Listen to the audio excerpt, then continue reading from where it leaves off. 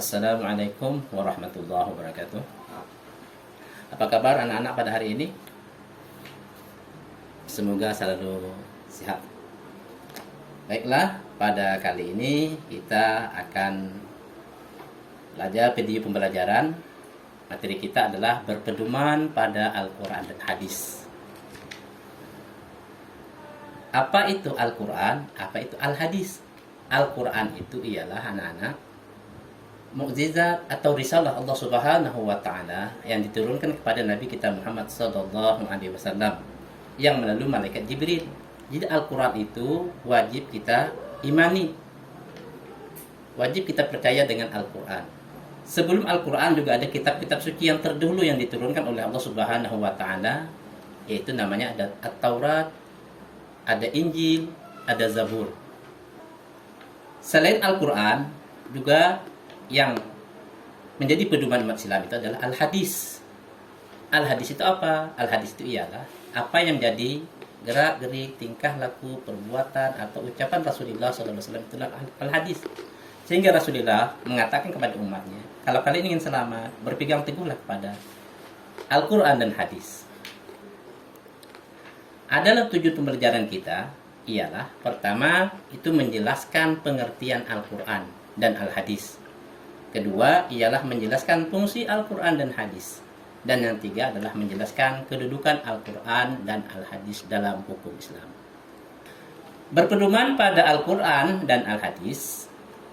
Al-Quran adalah pengertian Al-Quran, bagian-bagian Al-Quran, nama-nama Al-Quran, fungsi Al-Quran, dan kedudukan Al-Quran. Hadis, pengertian hadis, unsur-unsur hadis, fungsi hadis, kedudukan hadis. Menerapkan Al-Quran dan Hadis sebagai pedoman hidup manusia. Itu konsep kita pada hari ini. Nah, kita memasuki pengertian Al-Quran. Jadi, anak-anak sekalian, kita melanjutkan lagi kepada pengertian Al-Quran. Al-Quran adalah kitab Allah Subhanahu wa taala yang mengandung mukjizat yang diturunkan kepada Nabi Muhammad SAW yang ditulis dalam mushaf-mushaf yang disampaikan secara mutawatir dan membaca ataupun yang mendengarkan bacaan daripada Al-Quran itu bernilai ibadah. Al-Quran pertama kali diturunkan kepada Nabi Muhammad SAW melalui malaikat Jibril di Gua Hira pada tanggal 17 Ramadan ketika Nabi SAW berusia 41 tahun. Surah yang pertama turun adalah surah Al-Alaq ayat 1 sampai ayat 5. Sedangkan yang terakhir turun yakni surah Al-Maidah ayat 3 pada tanggal 9 Zulhijjah tahun 10 Hijriah. Kita masukkan lagi kepada anak-anak memasuki nama-nama lain Al-Quran. Nah, selama ini kita tahunya Al-Quran itu mungkin tidak ada yang tahu ada nama lain dari Al-Quran. Ternyata ada nama-nama lain dari Al-Quran itu. Ada namanya Al-Burhan, Al-Kitab, Al-Furqan, Al-Zikra, At-Tanzil.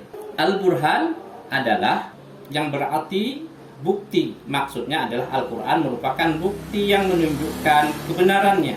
Hal ini sebagaimana dijelaskan dalam firman Allah Subhanahu wa taala sebagai berikut. A'udzu billahi minasyaitonir rajim. Ya ayuhan nasu qad ja'akum burhanum min rabbikum wa anzalna ilaikum nuram mubina. Yang artinya, wahai manusia, kata Allah, sesungguhnya telah sampailah kepadamu bukti kebenaran dari Tuhan, yaitu Muhammad dengan mukjizatnya.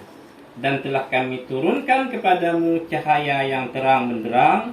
Quran surah An-Nisa ayat 174. Selanjutnya ada lagi nama Alkitab.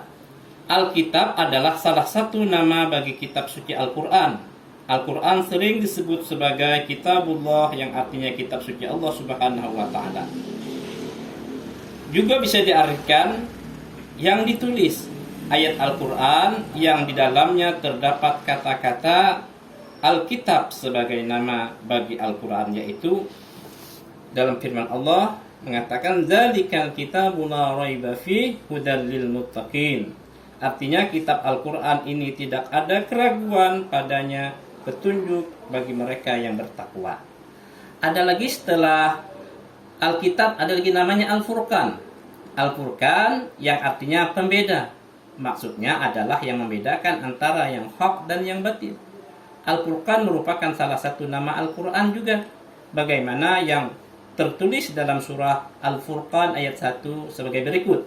Tabarakalladzi nazzalal furqana ala 'abdihi liyakuna lil 'alamin nazira. Yang artinya, Maha Suci Allah Subhanahu wa taala yang telah menurunkan Furqan yaitu Al-Qur'an kepada hambanya yaitu Nabi Muhammad sallallahu alaihi wasallam agar dia menjadi pemberi peringatan kepada seluruh alam jin dan manusia. Setelah Al-Furqan ada lagi namanya Az-Zikru. Az-Zikru berarti pembeda atau peringatan. Maksudnya adalah yang memberi peringatan kepada manusia. Ayat yang menyebutkan Az-Zikru sebagai nama lain kitab Al-Quran adalah sebagai berikut, dijelaskan di dalam surah Al-Hijr ayat 9. Inna nahnu nazzalna az-zikra wa inna lahu lahafizun. Sesungguhnya kamilah yang menurunkan Al-Quran dan pasti kami pula lah yang memeliharakannya Al-Quran. Setelah Az-Zikru ada lagi nama lain At-Tanzil. At-Tanzil artinya yang diturunkan. Maksudnya Al-Quran diturunkan oleh Allah Subhanahu wa taala kepada Nabi Muhammad sallallahu alaihi wasallam melalui perantara malaikat Jibril alaihissalam untuk disampaikan kepada seluruh umat manusia. At-Tanzil sebagai nama lain Al-Quran dikemukakan oleh Dr. Subhi As-Shihab As-Saleh sebagaimana tertulis dalam ayat Al-Quran yang berbunyi wa innahu latanzilu rabbil alamin, dan sungguh Al-Quran ini benar-benar diturunkan oleh Tuhan seluruh alam. Itulah daripada nama-nama Al-Quran. Masuk ke lagi selanjutnya anak-anak, kita akan membahas lagi pengertian hadis. Hadis adalah segala ucapan, perbuatan, dan ketetapan Nabi kita Muhammad sallallahu alaihi wasallam. Menurut bahasa, hadis berasal dari bahasa Arab yaitu haddatsa yuhadditsu hadisan yang artinya baru, muda, cerita atau berita dan riwayat dari Nabi Muhammad sallallahu alaihi wasallam. Menurut istilah, pengertian hadis adalah sebagai berikut. Ma udhifa ila Nabi sallallahu alaihi wasallam qaulan aw fi'lan aw taqriran aw sifatan, yang artinya sesungguhnya yang disandarkan kepada Nabi sallallahu alaihi wasallam baik berupa perkataan, perbuatan, takrir maupun sifat beliau, itu adalah al-hadis. Ada lagi fungsi hadis. Fungsi hadis ialah merupakan sumber hukum Islam yang kedua setelah Al-Quran. Menurut Imam Syafi'i, hadis tidak dapat dipisahkan dari Al-Quran karena hadis merupakan bayan atau penjelas dari Al-Quran, memiliki beberapa fungsi yang penting.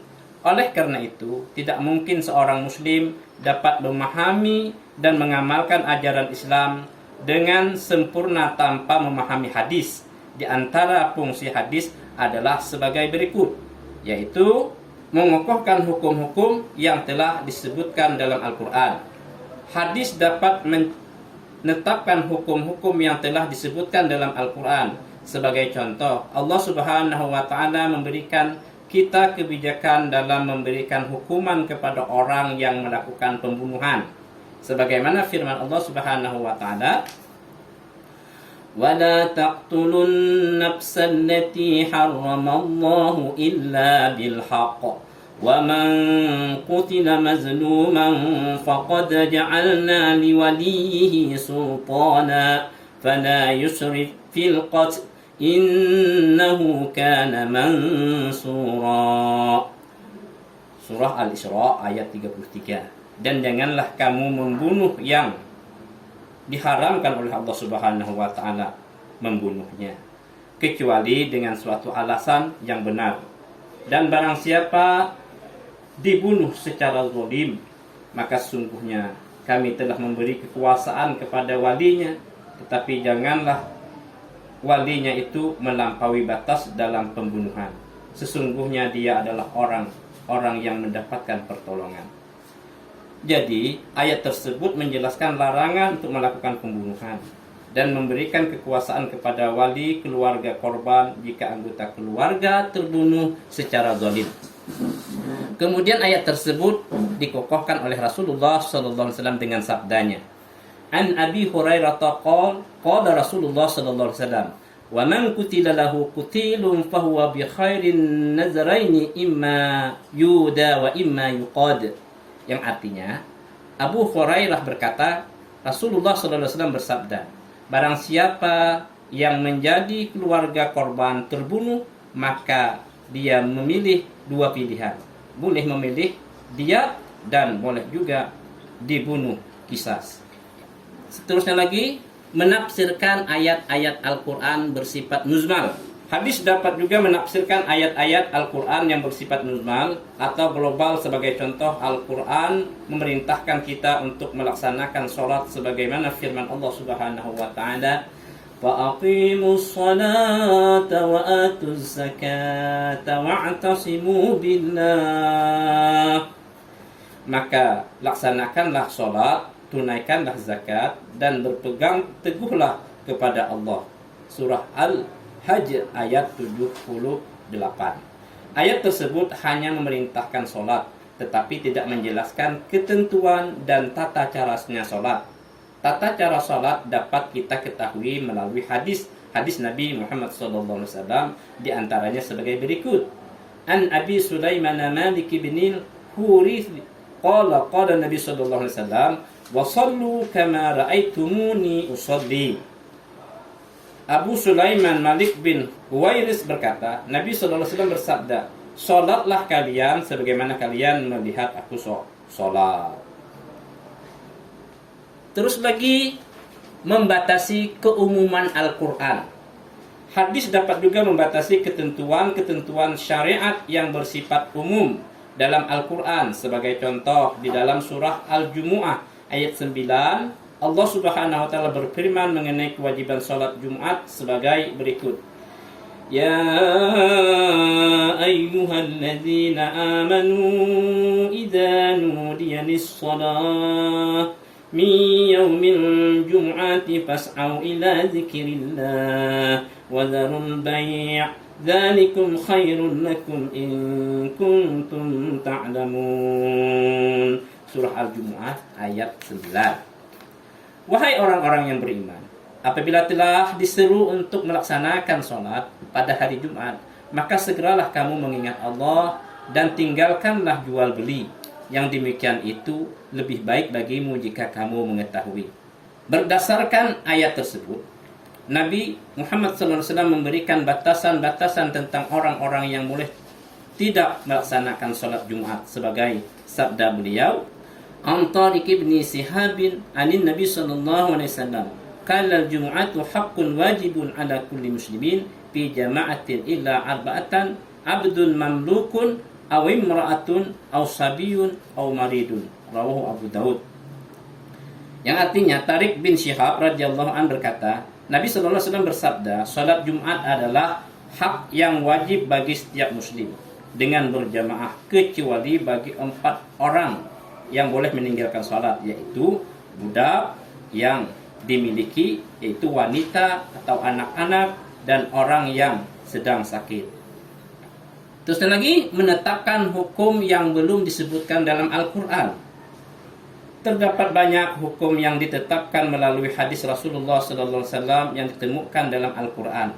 Dalam hal ini, fungsi hadis adalah menetapkan hukum-hukum yang belum dijelaskan dalam Al-Quran. Sebagai contoh, hadis tentang keharaman binatang buas sebagai berikut.